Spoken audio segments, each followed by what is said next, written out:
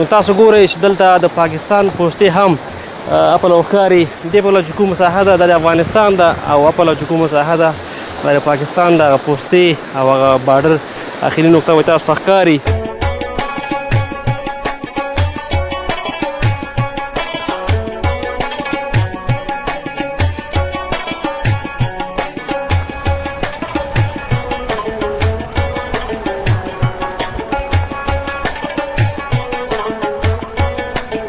اکثره د همدغه ورځو شپو کې ډېر راځي خلک د مني او د پسرلي نه اخوا نو خلک سیلانیان ډېر راځي نورستان.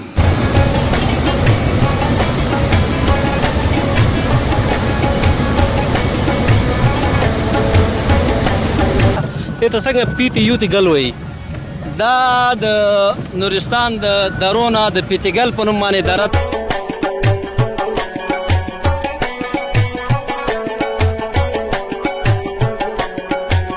او پیتی یوتی ګل معنا د اوسکا اخره و دره، یعنی د اخره اوسکا خوړ یا دره.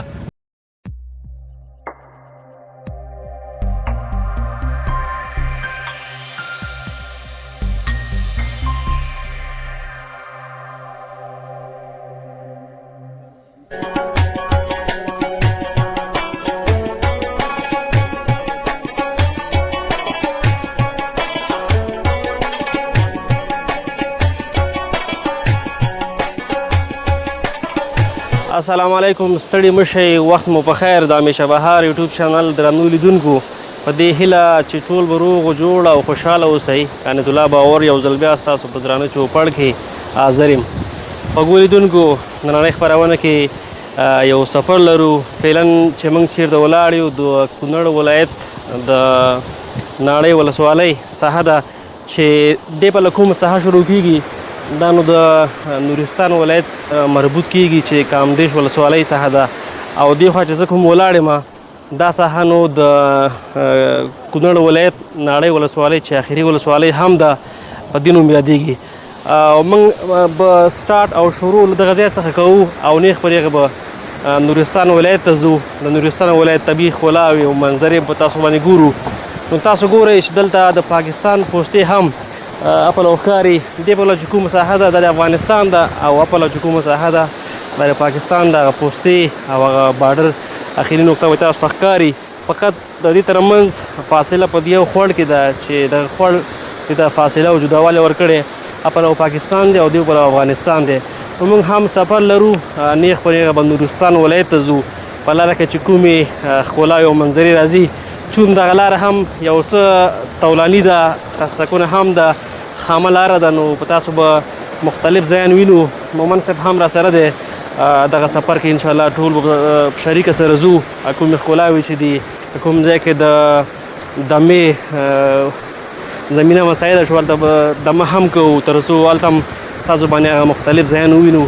نو زموږ ټیم اماده دی، کاري ټیم، انشاءالله ټول به ځو په شریکه سره.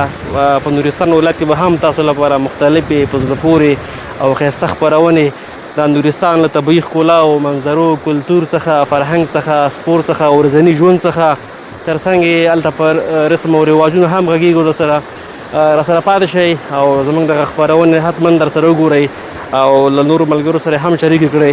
مومن صاحب تم ستړی مه شئ، په خیر راغلی. که څه غوښتل لرئ، څه ویل لرئ هېوادوالو ته، لیدونکو ته، مهرباني. ډېره مننه باور صاحب. په لومړي سر کې تاسو ستړي مه شئ وایم، بیا ټول لیدونکو ته ستړي مه شئ. ډېره مننه.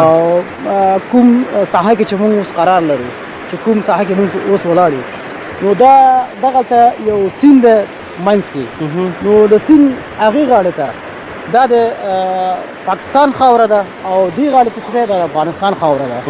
نو تاسو په تصویر کې کتلی شئ چې د پاکستان هغه پوستې هغه نظامي ځایونه ښکاري هلته.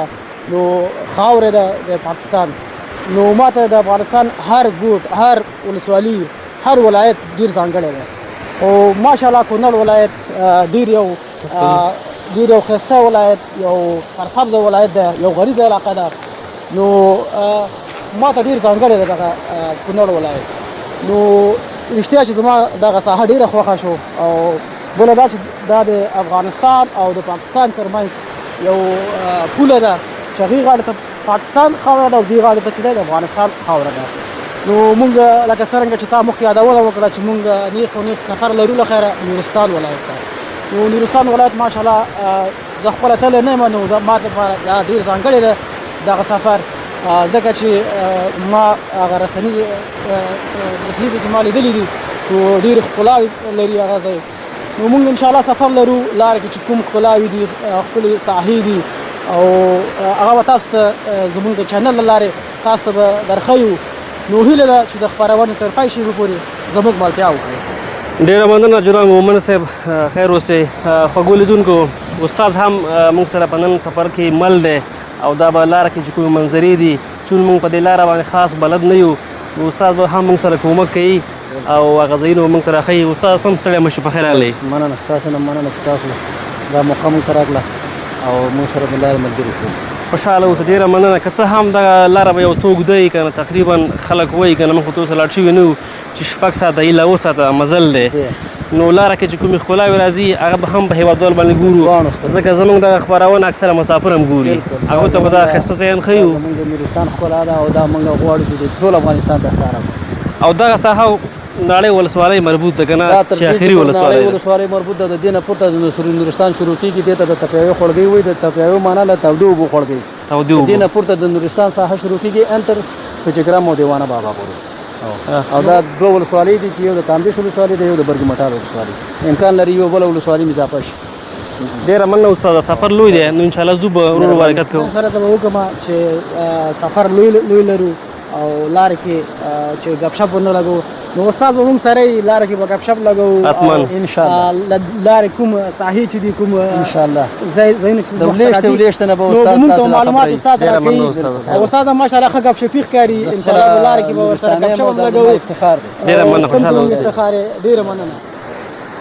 درنو لیدونکو، یوه ښه یادونه باید دا وکړم چې په دغې خپرونه کې موږ سره د همیشه بهار یوټیوب چینل مسؤل هم ذکر الله عمري صاحب مل دی او دا هم موږ سره په نړۍ خپرونه کې نورستان ته به ځي، یو چکر به وي. فرهاد استاد هم موږ سره مل دی، دا هم په نورستان کې ډېر زیات بلدتیا لري، هغه منظرې او ښکلاګانې کې به دا هم موږ سره مرسته وکړي. تاسو دواړه هم ستړي مه شئ، په خیر راغلی. ډېره مننه لیدونکو، را سره اوسئ. نو ځو به ورو ورو برکت کوو. دغه سفر یو څه طولاني دی، له موږ سره پاتې شئ.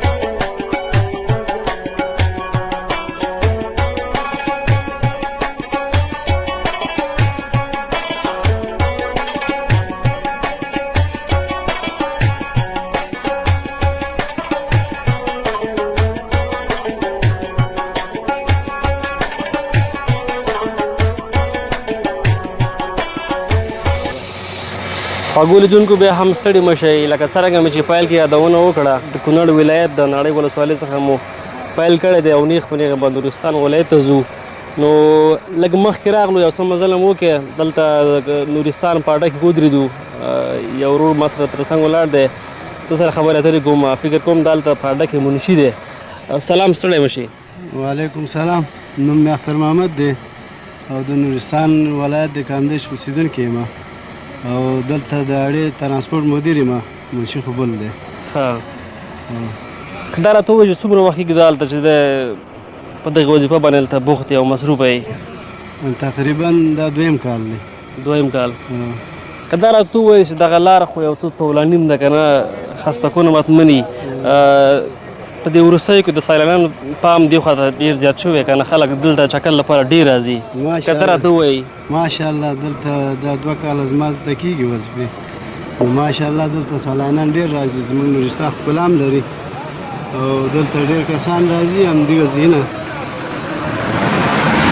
کامدېش ولسوالۍ او ورګمدال ولسوالۍ دغه ساحو ته ځي سیلانیان ډېر ځي. په اکثره کومو ورځو کې دلته بیروبار زیات او خلک چکر لپاره ډېر دلته راځي که نه ځکه اوس خو ماشاءالله په ټول هیواد کې سره تراسري امن دی او هېڅ مشکل نشته که نه خلک د شپې او د ورځې چکر یې وایي مزلې کوي.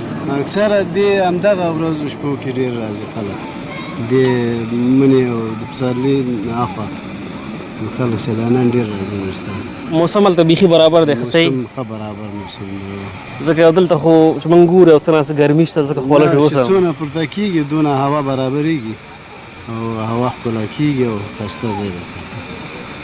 ډېره مننه. څه غوښتل دی هېوادوالو ته چې تر اوسه پورې نورستان ته نه دي راغلي که څه هم تاسو خپله د مغیزې اوسېدونکي مې که نه تاسو ورته څه پیغام لرئ څه غوښتل لرئ د چکر لپاره تر څو هغه هم دلته راشي د افغانستان دا ښایسته ځای وګوري. حکومت نه زموږ غوښتنه ده چې زموږ دا لارې دي دا ډېرې خرابې دي او بیا غرونه او کمرې دلته ډېر نږدې دي او بیا اکثر سیند ساحل زیاتېږي سیند اوچتېږي او دا لارې هم بندېږي. نو اول غوښتنه خو زموږ د حکومت نه ده چې موږ ته دا سړک جوړ شي او نور سیلانیان دې الله دې وکړي چې همیشه راشي دلته زموږ طرف ته.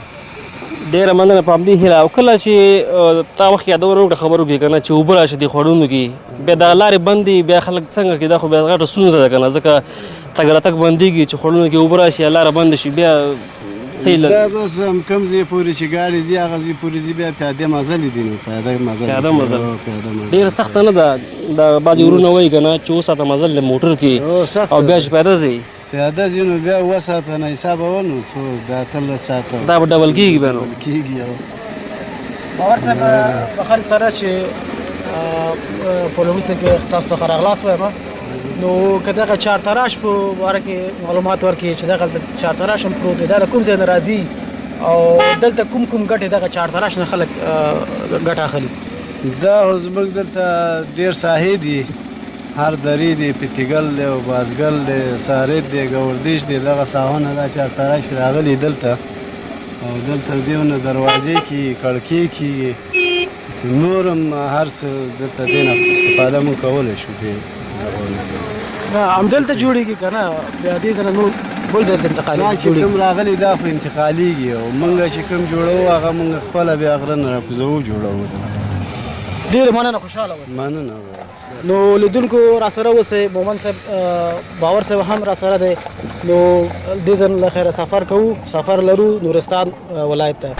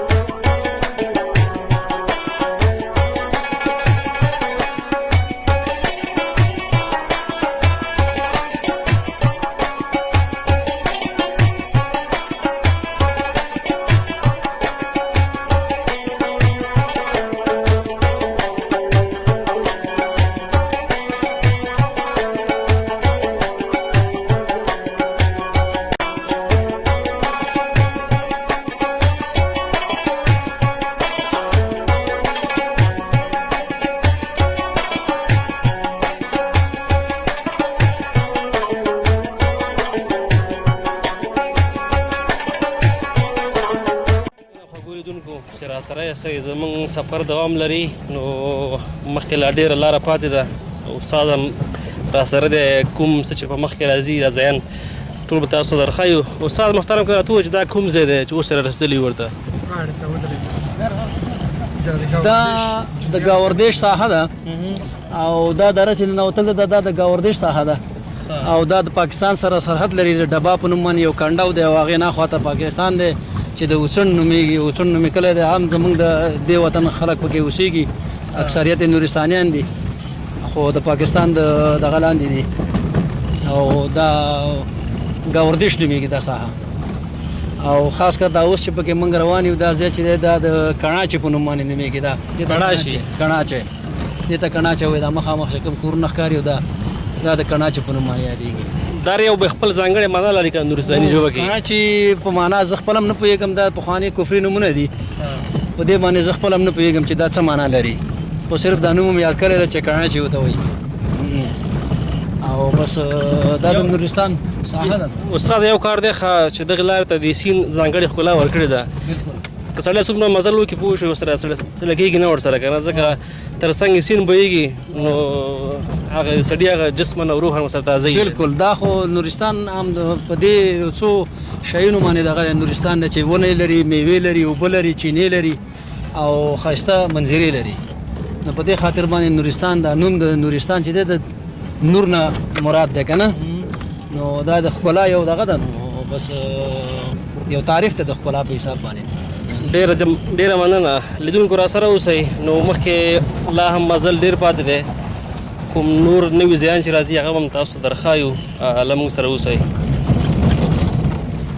خوږو لیدونکو بیا هم ستړي مه شئ په دې هیله چې له موږ سره ستړي نه شئ که څه هم دغه سفر ډېر اوږد او طولاني دی نو موږ کوشش کوو تر څو په وقفهیز ډول سره ځان تر نورستان ولایته پورې ورسوو منظرې ماشاءالله ډېرې په زړه پورې او ښایسته دي خو دلته بیا تر ټولو ښه او بهتره خبره دا ده چې دغه سیند د نورستان په ټوله لاره باندې دی او دغه سړي هغه روح او جسم ورسره تازه اوبه ګوري نو تاسو ګورئ چې موږ په کامدیش ولسوالۍ مربوط ساحه کې یو دلته د سیند غاړې ته موږ دمه واخیسته دلته به نو یو څه دمه وکړو بیا به وروسته انشاءالله بیا حرکت وکړو ځکه لاره اوږده ده نو په وقفهیز ډول انشاءالله مخکې ځو او کومې نورې منظرې چې راځي هغه هم په تاسو درښایو مومن صاحب خوښ شو تګو کې نو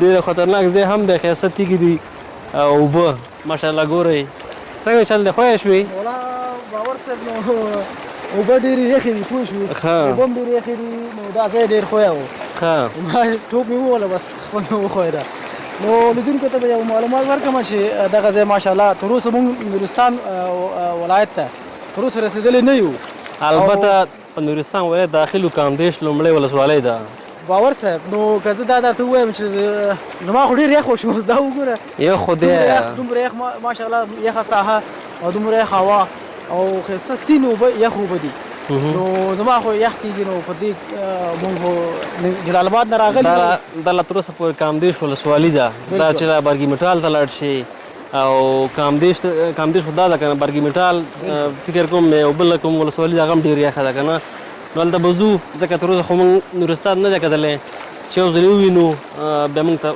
اندازه لګېږي نو درانه لیدونکي به موږ سره انشاءالله مل پاتې شي تر څو مخکې لاړ شو او نور خپرونې هم د لپاره چمتو کړو د نورستان د ښکلاو څخه د کلتور څخه د سپورت څخه د ښایسته او په زړه پورې خوړو څخه نو په دې هیله چې راسره یاستئ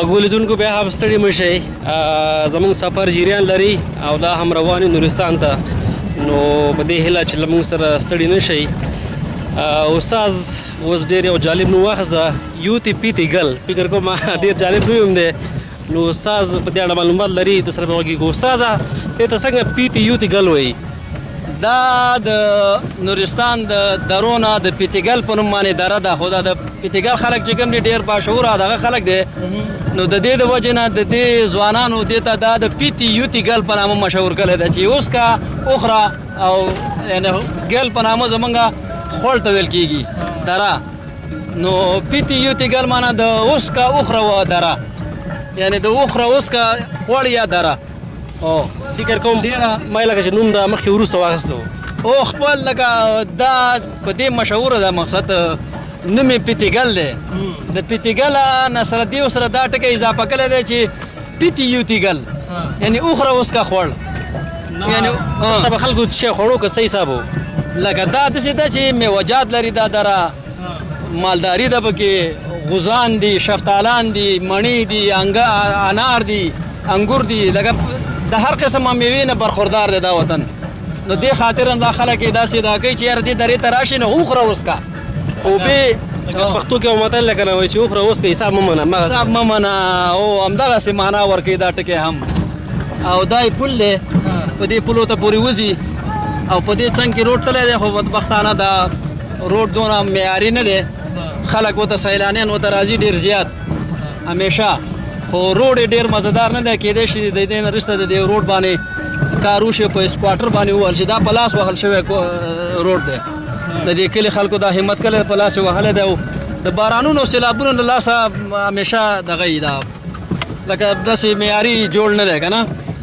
نو سیلانیان ورته اوس هم هڅه کوي ځي او خپل هغه د ژوند نه مزې اخلي مګر دې نه مخکې کومه ساحه راځي بیا د دې نه مخې ته د ساریت په نوم باندې راځي هغه هم د دې په شانه یو خش سرسبزه دره ده هم په دغه لاس پرته ده پاکستان سره سرحد لري دا هم پاکستان سره سرحد لري دا پیتیګل چې په دې کې مشهور د ماجام په نوم باندې یو دغه دی هاوس دی هلته ډېر تقریبا 100 متره مربع دغه دی دا هاوس د دې نه به ډېرې کم بنوي او په دې کې داسې وایي چې یو کټوری ګرځي د سرو زرو جام دی پکې دا پکې ګرځي او زیاتره وایي چې جنیات پکې ډېر زیات دي نو دا خلک جنیات او پیریان نو دا خلک ورځي هلته او دغه ځای ننداره کوي او راځي خو لږ هغې ته پیاده مزل دی داسې ډېر دغه خلک ورته نه شي تللی هغه څوک چې داسې ټورستان دي هغوی ځي هلته او دغه ځای نه دیدار کوي او راځي ډېره مننه ژوندی اوسئ خوږو لیدونکو را سره اوسئ سفر لا هم جریان لري